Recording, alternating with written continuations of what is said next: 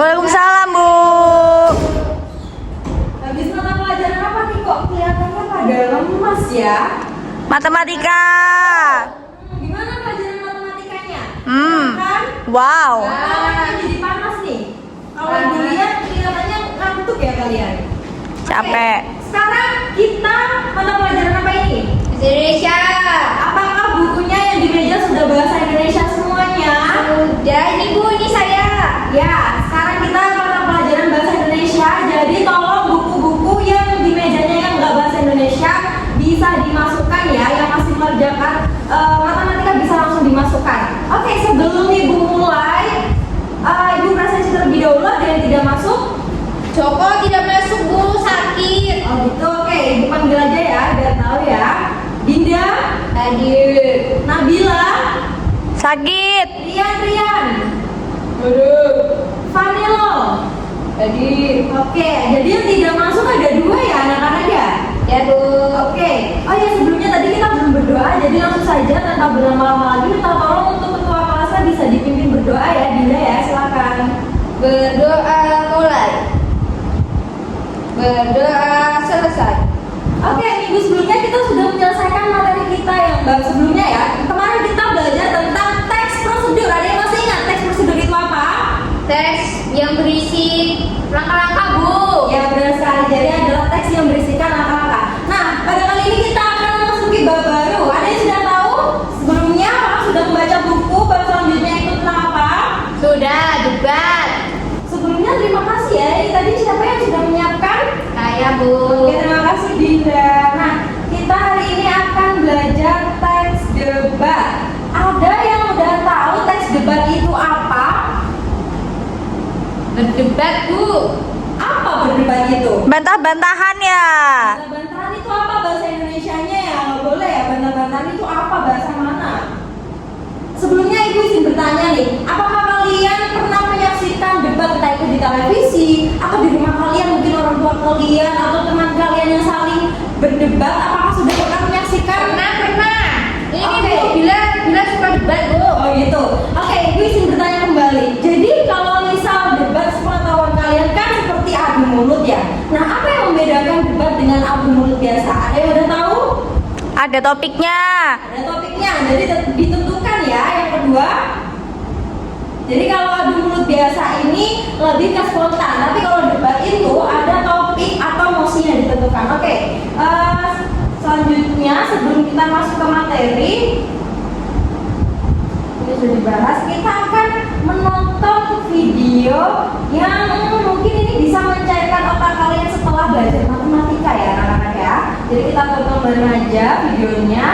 Bisa disimak ya, baik-baik ya. Tolong yang masih bermain dengan alat tulisnya bisa ditaruh terlebih dahulu. Kita menonton video ini. Terima kasih.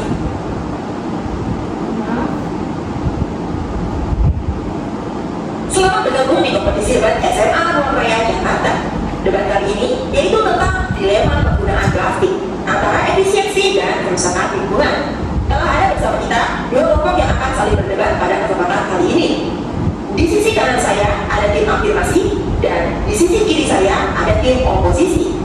Tanpa membuang waktu lagi, mari kita simak pernyataan pertama dari kedua tim mengenai dilema penggunaan plastik antara efisiensi dan kerusakan lingkungan.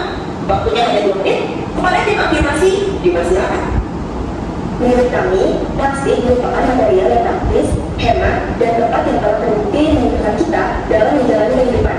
Banyak benda-benda yang kita gunakan terbuat dari bahan plastik yang terbukti lebih Ayo itu Jessica bisa ya, jangan lupa ya, dilihat videonya baik-baik. bahkan dalam rumah tangga. Antara plastik dan kerusakan lingkungan merupakan hal yang berhubungan. Plastik tidak memberi arti bagi kerusakan lingkungan. Manusia selalu pengguna plastiklah yang menyebabkan lingkungan itu rusak. Jika yang memproduksi, mendistribusikan, dan mengonsumsi plastik adalah manusia, atau dengan kata lain manusia adalah subjeknya, mengapa plastik yang hanyalah objek justru dikambing hitamkan atas kerusakan lingkungan yang terjadi? Menurut kami, mengambing hitamkan plastik bukanlah hal yang tepat dan tidak dapat diterima dengan akal sehat. Luar biasa. Beri tepuk tangan untuk tim afirmasi. Selanjutnya, dipersilakan kepada tim oposisi untuk memberikan pernyataannya. Waktunya 2 menit, dimulai dari sekarang. Kami tidak sependapat dengan kelompok Anda. Plastik merupakan material yang tidak dapat terurai dengan cepat. membutuhkan waktu ratusan tahun bagi mikroorganisme untuk dapat mengurai limbah plastik. Penggunaan plastik berdampak negatif bagi lingkungan.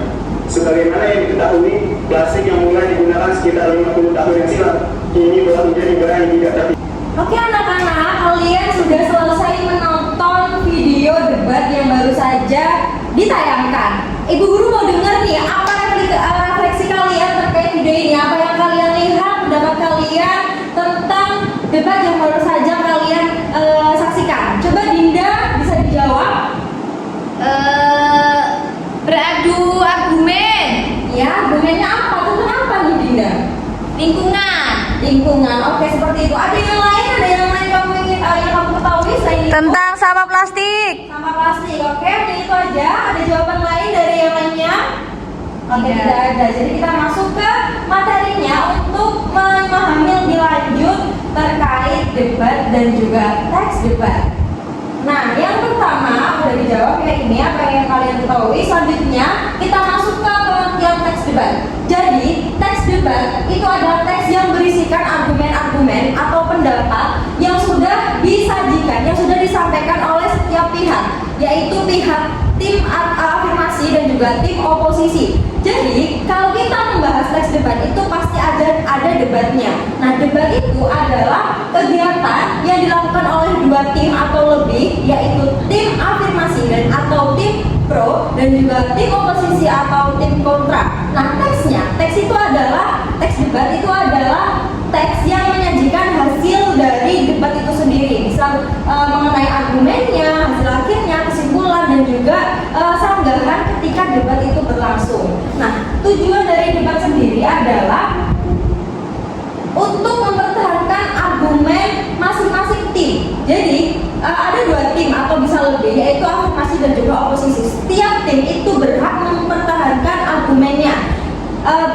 Tetapi argumen yang disampaikan itu juga harus berdasarkan fakta, berdasarkan data yang didapatkan, sehingga itu bisa memperkuat argumen-argumen yang telah disampaikan baik dari tim oposisi maupun dari tim afirmasi. Sampai sini ada pertanyaan? Sudah paham semuanya? Sudah, Bu. Oke, kita lanjutkan. Nah, yang selanjutnya adalah ciri-ciri debat. Nah, ciri-ciri debat itu ada 1, 2, 3, 4. Ada 4 atau ada 5 anak-anak? 5. Oke, berarti tidak ngantuk ya. Nah, yang pertama itu terdapat topik atau isu. Jadi, dalam setiap debat itu harus ada topik atau isunya. Itulah yang membedakan debat dengan sekadar adu mulut biasa. Jadi seperti yang Ibu bilang tadi, kalau adu mulut biasa itu spontan ya, tidak ditentukan isunya.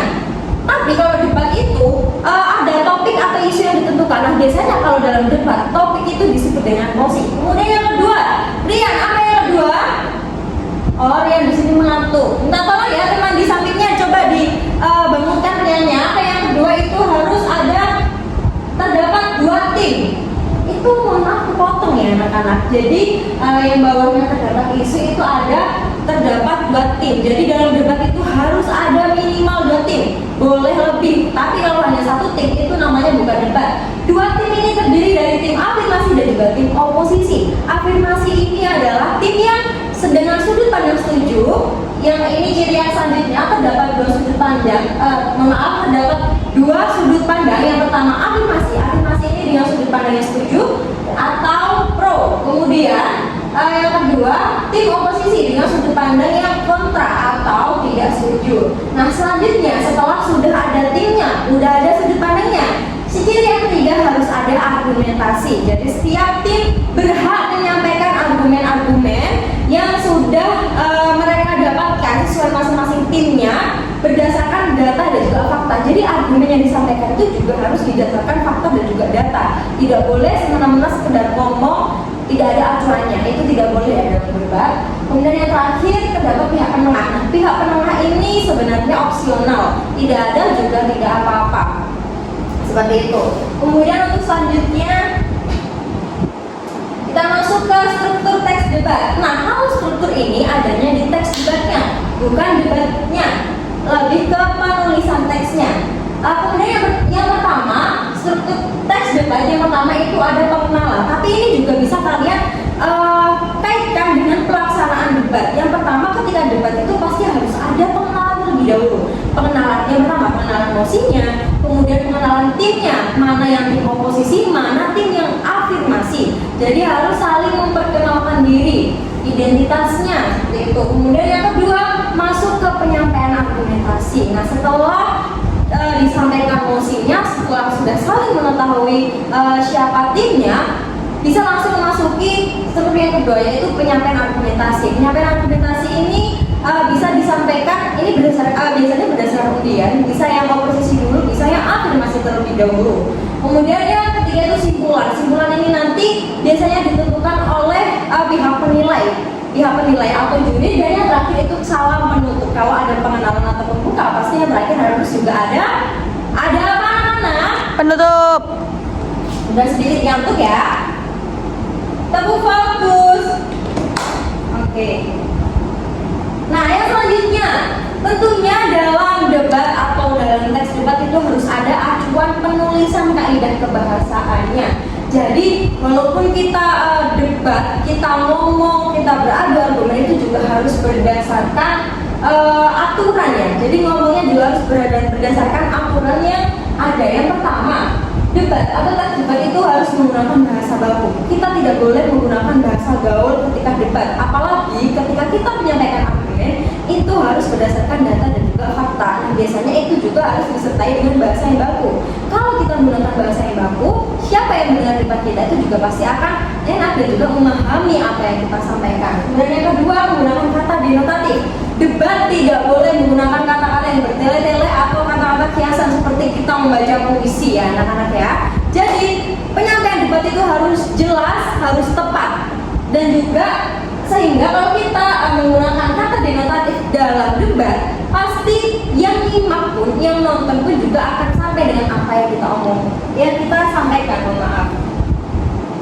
Selanjutnya ini ada unsur debat. Nah, yang pertama pasti ada mosi debat. Mosi ini adalah topik atau isu seperti yang Ibu sampaikan tadi. Kemudian yang kedua harus ada timnya, tim afirmasi dan juga oposisi. Afirmasi tadi dengan sudut pandang apa ya anak-anak? Setuju.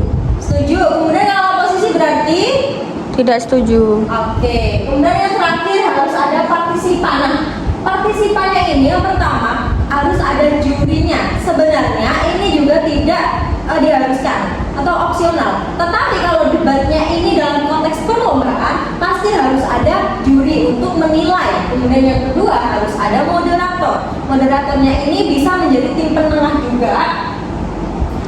Moderator ini juga bertugas untuk menyampaikan mosi yang pertama, kemudian mengatur dan memandu jalannya debat. Yang ketiga harus ada notulen. Kemudian yang notulen ini berfungsi untuk penilaiannya. Dan yang keempat harus penonton ini sebenarnya opsional. Jika ada juga lebih baik, tapi kalau tidak ada juga tidak apa-apa, tidak mengganggu jalannya debat seperti itu.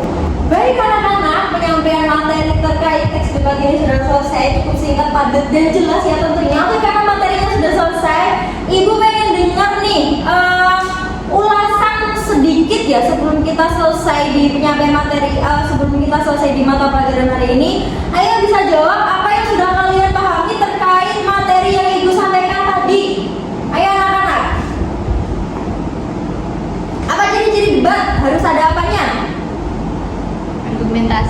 Argumentasi, kemudian harus ada tanggapan. Yang kedua Ada timnya. Ada Tim. timnya apa saja nih? Oposisi sama afirmasi, Bu. Oposisi yang kayak gimana tuh? Mohon maaf, Ayu. Oposisi itu yang tidak setuju. Kalau Dinda afirmasi yang kayak gimana Dinda? Setuju, gue yang setuju. Terus bahasa yang digunakan di debat itu harus bagaimana? Baku. Terus ada lagi? Tidak bertele-tele. Oke, menggunakan kata yang Tatif. denotatif itu apa sih artinya? Gak tahu, Bu. Berkiasan. Iya, maknanya Sebenarnya. sebenarnya. Oke, pintar sekali. Oke anak-anak, selanjutnya silakan kalian membentuk 6 kelompok. Karena ini ada 36 anak ya, jadi silakan membentuk kelompok dengan anggota 6 masing-masing kelompoknya. Berarti ada 6 kelompok, benar atau tidak? Benar. Oke, benar. Silakan membentuk 6 kelompok dengan berhitung dari sini ya, dari Ayu ya. Ayu silakan berhitung sampai 6. Nanti yang satu dengan nomor 1, yang 2 dengan nomor 2 dan selanjutnya. Silakan Ayu. 1, 2, Oke. Dari video yang sudah kalian lihat tadi, yang sudah kalian tonton, kira-kira maksud dari video debat ini tuh apa ya anak-anak ya? Itu loh Bu, tulisan di atas itu Bu. Yang mana dilema? Penggunaan plastik antara efisiensi dan kerusakan lingkungan. Jadi mana ada yang menunjukkan tim afirmasi dan mana yang tim oposisi? Yang afirmasi yang antara yang efisiensinya Bu. Kalau yang oposisi kerusakan lingkungan. Iya benar sekali. Jadi di video itu tadi mosinya adalah dilema penggunaan plastik antara efisien atau malah menimbulkan. Gak kelihatan Bu, terus saya kecil. Oh maaf ya, saya besarkan layarnya. Oke, jadi mosi dari video debat yang kalian tonton tadi adalah dilema penggunaan plastik antara efisien atau malah menimbulkan kerusakan lingkungan. Baik, langsung saja ini kalian kan sudah membentuk 6 kelompok. Silakan perwakilan tiap kelompoknya bisa maju ke depan. Ada hadiah buat kalian. Silakan yuk maju, setiap kelompok wajib maju ke depan ya, salah satu perwakilannya ya. Nanti di sini ada kertas undian. Nah, di dalamnya ada tulisan mosi atau topik teks debat yang harus kalian buat dan juga nama timnya. Jadi kalian masuk tim afirmasi atau tim oposisi. Oke, silakan bisa diambil ya. Oke. Nah, tadi kalian kan sudah mendapatkan kertas undian yang dari ibu yang teman kalian ambil tadi. Bisa dibuka sekarang. Nah, itu ada topik atau mosi yang akan kalian buat untuk teks debatnya dan juga ada nama timnya. Jadi kelompok kalian tim oposisi atau tim afirmasi. Nah, tugas kalian adalah buatlah teks debat sesuai tim dan juga mosi yang didapatkan. Nah, jadi misal mosinya itu judulnya belajar dengan mendengarkan musik lebih efektif atau justru Mengganggu. merusak atau mengganggu kefokusan. Nah, jadi kalian juga harus membuat teks debat dengan topik tersebut dan misal timnya afirmasi, kalian juga harus membuat teks atau argumen sesuai yang sesuai ketentuan dari tim afirmasi. Seperti itu ya anak-anak, apakah ada yang ingin ditanyakan?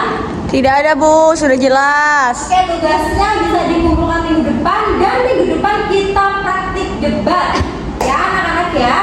Sekali lagi Bu tanya, apakah tidak ada yang ingin ditanyakan lagi terkait tugasnya? Tidak. Oke, selanjutnya karena kita sudah selesai jam bahasa Indonesianya ya. Di sini mana pelajaran apa anak-anak? Istirahat.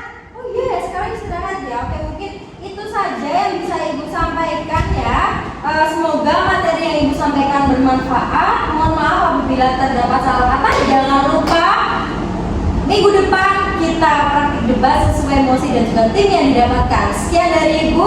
Habis ini bisa langsung turun ya untuk mengikuti sholat zuhur berjamaah di masjid. Ibu tutup. Wassalamualaikum warahmatullahi wabarakatuh. Waalaikumsalam warahmatullahi wabarakatuh. Terima kasih Bu.